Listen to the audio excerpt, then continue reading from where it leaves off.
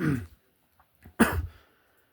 right, everybody. I'm gonna keep talking about Moses, and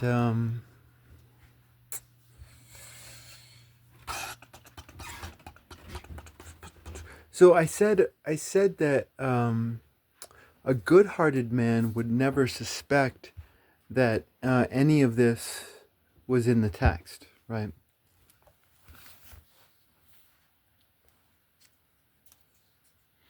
But let's like reverse that around, or look at it from another angle and say that the bad-hearted man would never himself even expect that any of this would be in the text, right?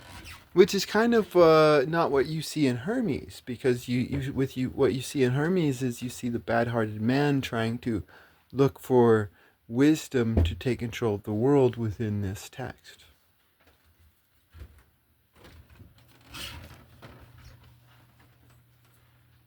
But the bad-hearted man would never suspect that, Moses is like, heh heh heh heh, tee hee hee hee.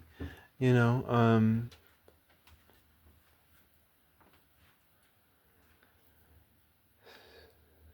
I mean, Moses' characterization of Abraham was totally like a Columbo type figure, right? Columbo is this detective who looks like a bum, and everybody underestimates him. But Moses was rich as fuck. But he hid his riches from everybody. Um,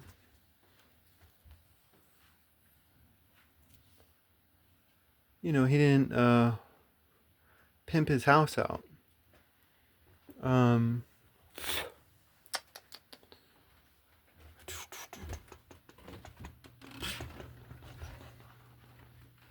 so, I mean, again, it's all about this idea of shepherding, right?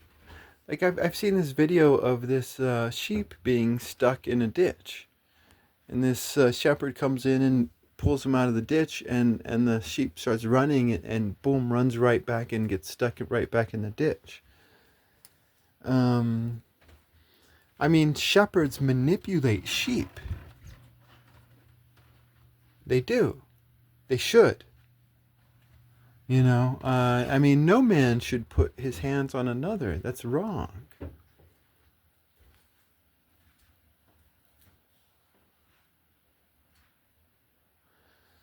But no man should ever be a sheep either.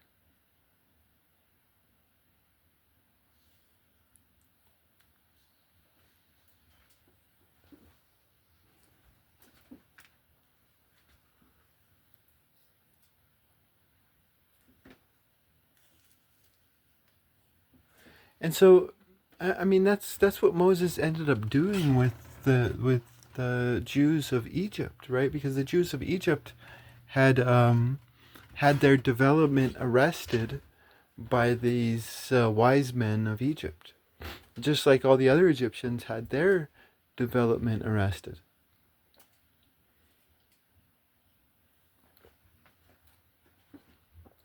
Um, and so he went into the desert and quote unquote got lost. He didn't get lost. He pretended to get lost, but he wanted to toughen them up. You know, he was being mean to them by getting lost, but he was trying to toughen them up and turn them into an independent tribe of craftsmen that could take care of themselves, and be good neighbors too, because Moses was a good neighbor. Um,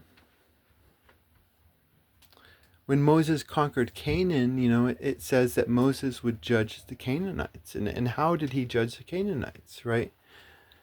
Jonah and his followers were all born in the Sinai and born in different parts of outside of Egypt.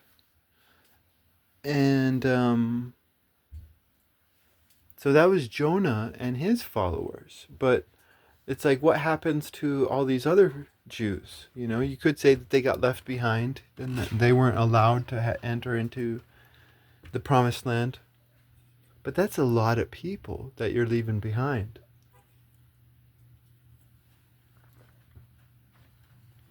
Um, but I don't think that's what happened. What happened was that Moses, those who passed his test, and he was able to turn from sheep into shepherds, right? The Jews that he because he wanted strong Jews.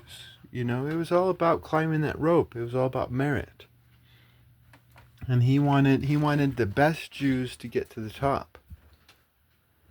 And so the best Jews that passed his tests, he sent into the land of Canaan.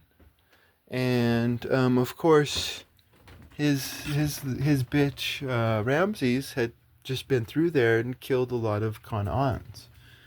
And so the Canaans would have been desperate for labor.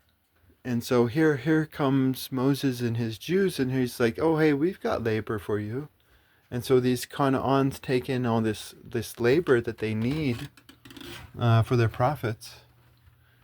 But Moses is entering into these Canaan societies with these Jews who are now wiser and stronger. And he's with these Jews, he's got now his own little secret society. And with these Jews, he's able to test the Canaans. And so Moses didn't destroy the Canaans. He judged them. Right? Because the Jews were also Canaans. They just now spoke divergent language.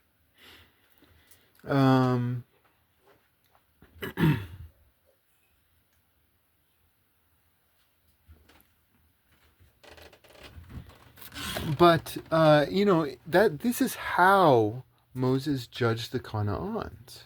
He judged them by sending all of these Jews who had been born in Egypt, right? Because again, Jonah only conquered Canaan with Jews who had been born after Egypt, right? So what happens again? Oh my God, what happens to all these guys who were born in Egypt? Like, Moses is still alive. Obviously, there's still a lot of them alive.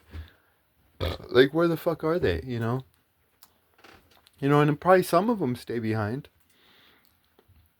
But Moses is now able to see into the Canaan society, and he's able to test the hearts. Right? Because it's all about searching the hearts. He searched the hearts of his Jews.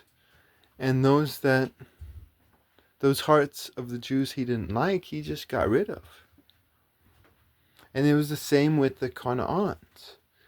When Jonah came into Canaan, like poor Jonah, and he wasn't actually conquering. It was Moses that was conquering. Right? Because it was all, it's all a done deal. Moses knows everything about these Canaans from all of his little spies. And so Moses is against organized duplicity, but he's against the organized duplicity of a bad heart. Right? And again, it all comes back not to the specific motion of a man, but to the motion of his heart. And so he creates his own little organized duplicity in order to properly conquer, right? Because again, this is a conqueror. That's what he was when he was a teenager. That's what he still is, right? This is the commander of the Lord's army. That's his true name.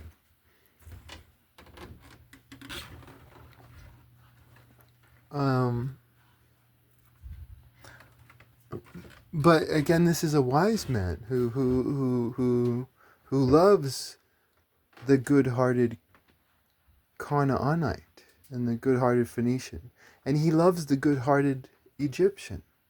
as well. Because it's all about the heart for Moses. That's totally what I believe, and that's the foundation of the law. It's not about the specifics of. That's for the fools.